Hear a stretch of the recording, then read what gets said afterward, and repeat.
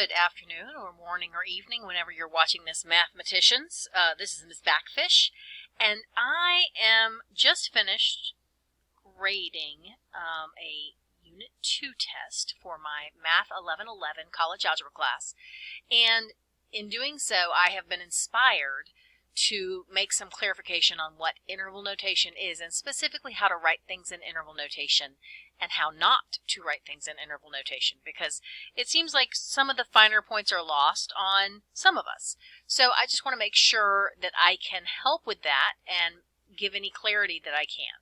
So first of all, when we talk about interval notation, we're talking about an interval, something, for instance, like an inequality, where the solution is a range of values. It's not just x equals 5. It's x can be anything from 5 to 12, for instance. It could be 6, it could be 8, it could be 7.3, it could be 10.75. So we're talking about an interval, okay, or a range of values. And usually when you were first taught how to write an interval, you were taught how to write it as an inequality. Okay, so for instance, like x is less than 6, or x is greater than or equal to 12, or maybe x is between 6 and 12, and sometimes we have one of these lines underneath and sometimes we don't. This means less than or equal to. This would be greater than or equal to. So this is x is less than 6, x is greater than or equal to 12, x is between 6 and 12, and can include, it can be equal to 12, but it cannot be equal to 6 here. So this is like x is greater than 6, and x is less than or equal to 12. So these are inequalities. And when we talk about writing things in interval notation, we're saying don't write it like this. Write it as an interval. And the way we write it in interval notation always has parentheses or brackets. And so let's just look at some of the basics here. If you have, well actually let me just write these first. So in interval notation, x is less than 6 would look like this. In interval notation, x is greater than or equal to 12 would look like this. In interval notation, x is between 6 and 12 and can include 12, but not 6, would look like this.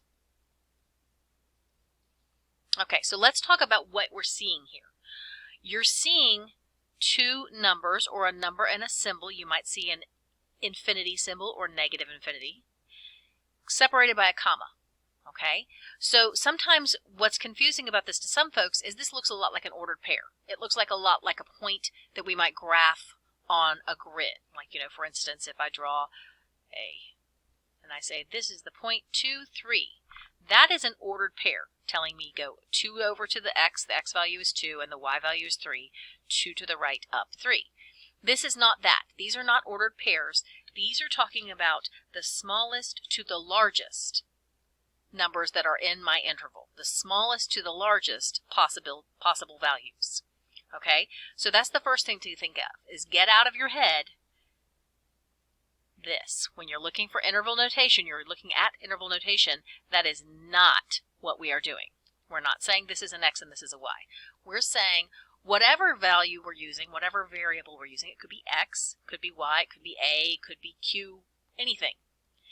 The smallest it's going to possibly be is over here, and the largest it could possibly be is over here.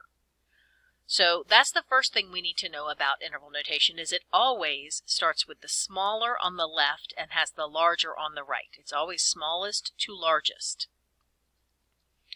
Okay, now one of the reasons for that is it's kind of based on your number line.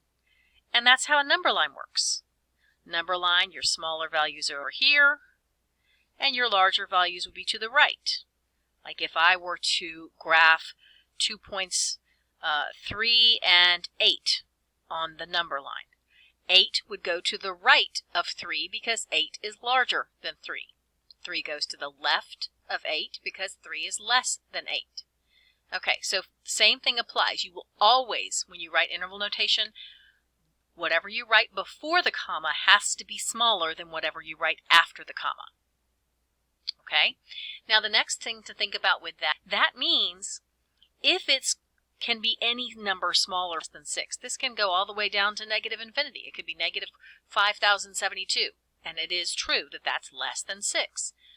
So if you use an infinity symbol, either on the left, because it can go down forever, your values can be anything smaller than this and keep it going in the negative direction forever, or positive infinity if your values can keep getting larger than whatever we're talking about, and so they keep going forever in the positive infinity direction. Anytime we use one of those, two things to point out.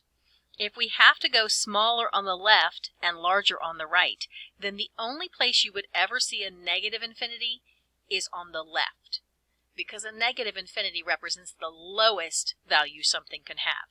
It's kind of like going off the number line over here to the left.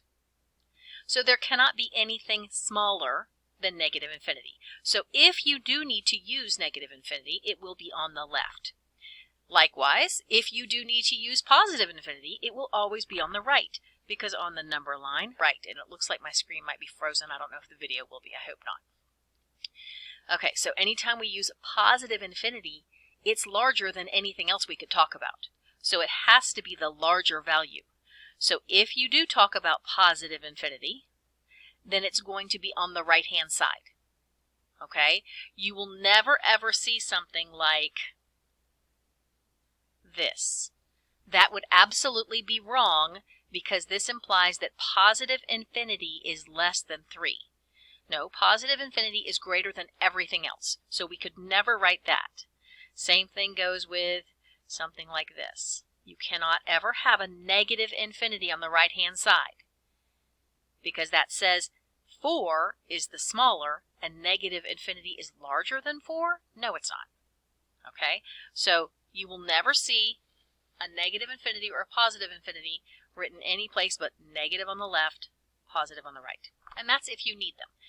You know you need them if you have an open-ended inequality. In other words, we know one side. We know it has to be less than 6. 6 is the biggest this could get to be, or almost to 6. But on the other side, we don't have any parameters. We don't have any restrictions. So it could keep going anything lower than that or smaller than that. I put smaller and lower together and got smaller. Anyway, anything smaller than that's fine. Same thing here. We only have a parameter on one side. We only have a one-sided restriction. We're saying x can be anything greater than or equal to 12. Well, so 12 on one side is my restriction, but on the other side I don't have any restriction as to how big it could get. So that means it keeps going forever toward positive infinity. Now another thing I want to point out there is that I said toward positive infinity. It's not going to get to be positive infinity, because positive infinity is not a value. So anytime you use either negative infinity or positive infinity, it will always be with parentheses. Okay? Why? Well, because the other thing we need to know to be able to write interval notation accurately is that parentheses, let me come down here a little bit, parentheses indicate does not include this value. That implies everything all the way up to the edge of that value can be part of my solution, but it does not include the value. So if it's on the left, that means the value on the left is not included. If it's on the right, the value on the right is not included. Brackets mean it is included. Okay? So when you see brackets, and it could just be one bracket, it doesn't have to be both. If either side has a bracket, that tells you on that side whatever value is on that side is included. Well, you can't include negative infinity as a solution because it's not a number. You can't include positive infinity as a solution because it's not a number. It's not a value. Think about it like if you had a train. This is the train tracks is your number line. You can't say I'm going to get off at the station for infinity. Where would the station for infinity be? There would always be a larger number than that. So because you cannot arrive at infinity or you cannot arrive at negative infinity, we do not say it's included because it's not a value. Okay, so my solution, we would not say my solution includes the value infinity. So that's really kind of just a convention that anytime you use an infinity symbol, either the negative infinity on the left if you need to, or the positive infinity on the right if you need to, you will definitely not have a bracket because brackets mean included, and those for either negative infinity or positive infinity. All right, so let's see, what else do we need to talk about? Now let's finish talking about this, actually. Let's go ahead and talk more about examples of does not include or does include. Okay, back up here. This says x can be greater than or equal to 12. That means 12, it can be equal to 12. That little line here says that yes, 12 is a value that x can be. That's why it's included. So we put a bracket to mean yes, x is included. It can be 12, it can be 12.1, it can be 12.2, it could be 12.01, it could be anything bigger than that. 15, 2073, 3 billion and 4, whatever. But it can be 12. That's what the bracket tells me. And that's the same as if I have greater than or equal to, or a less than or equal to. Okay, and that's what we see right here. Let me just check the focus on this real quick. Okay, so right here, same idea. This says that x is less than or equal to 12. So we put a bracket for 12 because 12 is a possible value of x. It is included in what x can be. All right. Now, the opposite of that, or the really sort of the flip side of that, is this says it cannot be 6. Parentheses say everything right up to the edge of this value, but does not include this value. Okay, so here, x is greater than 6. That means x can't be 6. X can be anything that is larger than 6. Well, that includes 6.001, 6.002. It can be anything larger than 6, but it can't be 6. So we do not include 6, so that's why we have parentheses here. Same thing happened on our very first example right up here. X is less than 6. You don't see a little line there, so it doesn't say less than or equal to. It's just less than. X is anything less than 6. So I do not include 6 because x cannot be 6. If I told you that my solution was x is 6, you'd say you're wrong because x can't be 6. It can be anything smaller than 6. Does that mean the biggest x can be is 5? None of our variables, usually, it's very rare that they could only be integers or whole numbers. Okay, what that means is that x could be 5.99999. It could be 5.92. It could be 5.8. It could be 5.734. It could be 5 3/4. It can be everything right up to 6, but not 6 itself. Okay? So now let's talk about the graph, because really interval notation comes from the graph. So I need to get another piece of paper here. Okay, I just decided to add a little overlay here. And we're just going to look at each one of these in terms of how that would be graphed. So let's say I have a number line here. Notice it's a number line, not a coordinate plane here, because we only have one variable. We don't have an x and a y, we just have an x. So we only have one dimension to worry about. So that's just going to be our x number line. So x is less than 6. Let's say that this is 0. Then 1, 2, 3, 4, 5, 6 is right here. Okay, x is less than 6 means that x can be anything over here, anything to the left of or less than 6, and it can't be over here. It can't be 7, it can't be 8, it cannot be 9, it cannot be 10. It can be only things that are less than 6. So everything over here is part of my solution. All right, now where does that stop? It doesn't. Remember, this number line goes on forever. X can go all the way down toward negative infinity. It can be any value that is to the right of negative infinity, or including negative infinity. Really is, again, we can't really include it. But everything from negative infinity up to 6. All right, so it's going to look like this in interval notation. And we already said that up here. but I wanted you to see that on the number line, it's the same order. The negative infinity is on the left, the 6 is on the right, and we're saying anything between here is great. It's part of our solution. Now, what to put over here? It kind of depends on your class. When a lot of you in high school have learned to graph on a number line like this, that if it doesn't include the 6, that we put an open circle here, like this. And that's absolutely fine. And if that's what your current class expects you to do, then that's how you would indicate that X is everything right up to 6, but does not include 6. However, another thing that is becoming a little bit more commonly accepted is going with this right here, saying, well, this means everything up to here and not including, so let's use that. So it's like a little parentheses on the end. And this says, they say the same thing, that anything from negative infinity all the way up to 6, but not including 6. If it were including 6, I would have a bracket. If you're going with the open circle, then the alternative to that would be a closed circle. So if you had a closed circle, that would include 6 if it were colored in. Okay, so it could be an open circle to indicate not included, or it can be the parentheses there. But that's what that would look like on a number line. Okay, our next example, X is greater than or equal to 12. Okay, same number line. I'm not going to put 0 here because I want 12 to be kind of centered. 0 could be way over here. It doesn't really matter.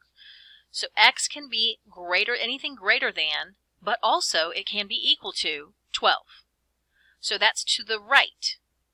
So it can be 13, it can be 14, it can be 14.1, it could be 15 and a half, it can be 16.0003, it can be anything greater than 12, and it can also be 12, all the way going toward positive infinity.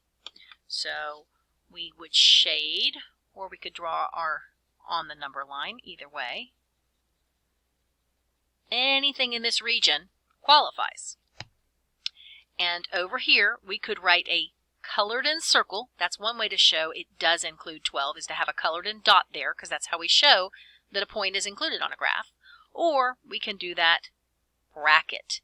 And the bracket, notice, is open in the direction of where my solution is. It would not point the other way. The openings of the bracket embrace these values right here. Okay, and it just keeps going toward positive infinity, and with a positive infinity we always use parentheses, or with a negative infinity. So that's what that would look like on the graph, either that bracket or closed circle, whichever one your class is sort of subscribing to. Okay, our next one. X is between 6 and 12, and it includes 12. It can include 12. 12 is a viable contender, but 6 is not. So let's just put 6 somewhere on here and then count our way. 7, 8, 9, 10, 11, 12 would be right here. Okay, so the values of X that are part of my solution are the ones in between. Okay, so that means in between those two values. Okay. It does not include 6, so over on this end I'm going to put a parentheses, and it curves in toward the values that are included. It's including those, and it's kind of keeping us away from being right at 6. So this says 6 is not included. Again, the other way to do that is an open circle. Shading, you have an open circle at the end and go from that direction.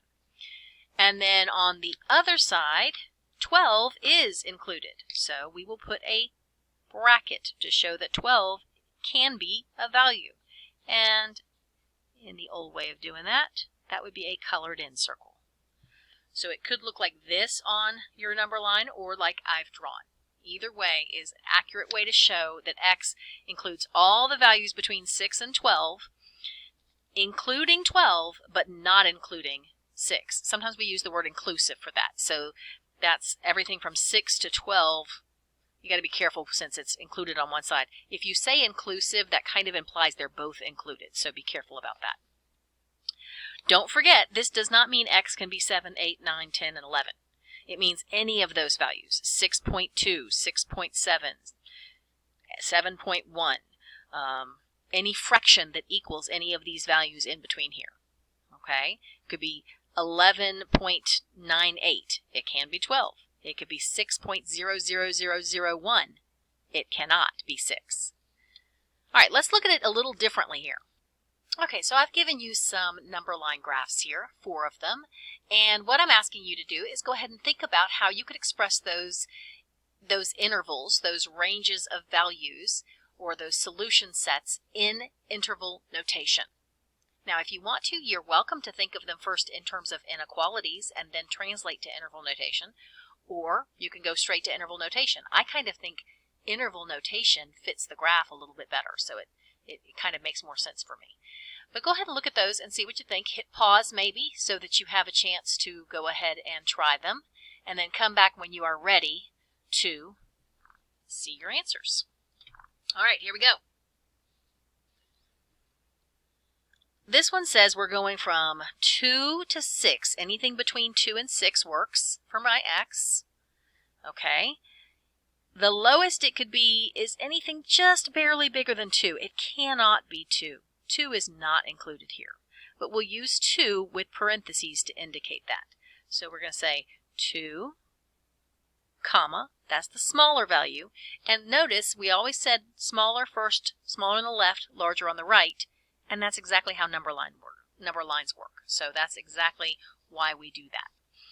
Okay, and then the largest it can go is right up to 6, but again, not including 6, so parentheses.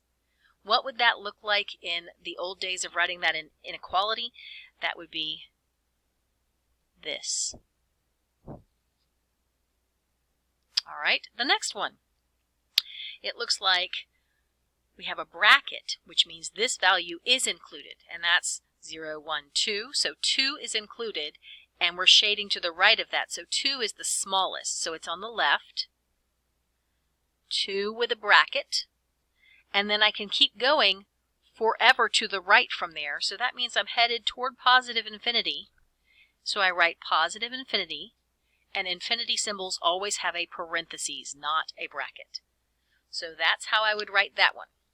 If I wanted to write it in inequality notation, that would be x is greater than or equal to 2. It can be anything larger than 2, and also can be 2. All right, next up. Here we have one where the shading is going off to the left forever. Well, what's off to the left forever? Way down there, negative infinity. So the smallest or the smaller side is going to say negative infinity. My values are all between negative infinity and what's this? It looks like it's at negative 3. So my values that are correct, my solution set is anything between negative infinity and negative 3. Negative 3. Negative 3 is a parentheses here, so it is not negative infinity. And on the right-hand side, negative 3, and it also gets parentheses. Okay, remember that negative infinity will always show up on the left if we have to use it, because that's the very smallest of anything. So smaller, larger. If I wrote this as an inequality, this would be x is less than negative 3. Sometimes we call that strictly less than, meaning it cannot be negative 3. Not less than or equal to, like up here was greater than or equal to. This is just x is less than negative 3. Excuse me. And finally, this one we count from 0. We've got negative 1, negative 2, negative 3. And to the right here is 1, 2. So it looks like values between negative 3 and 2 are in my solution set. It includes negative 3, so x can be negative 3. It does not include 2. So I'm going to write it almost exactly the way it looks. Notice how it really matches well with what it says on the number line, or what we see on the number line, and how this lines up. If I were to write that as an inequality, that would be a negative 3 on the left, x between that and 2. This one does not get the or equal to. This one does. Now, you might be wondering about this, is that x is greater than. Why does this say less than or equal to? Well, negative 3 is less than or equal to x. When we same as if I wrote this. If you turn around the order of your inequality, you have to turn around the symbol too. Excuse me. So this says exactly the same thing as this. My x's are greater than or equal to -3, but they're also less than 2. Hope that has helped and that you're going to be able to write things very accurately in interval notation going on from now. Thanks so much for joining me, and I hope to see you later.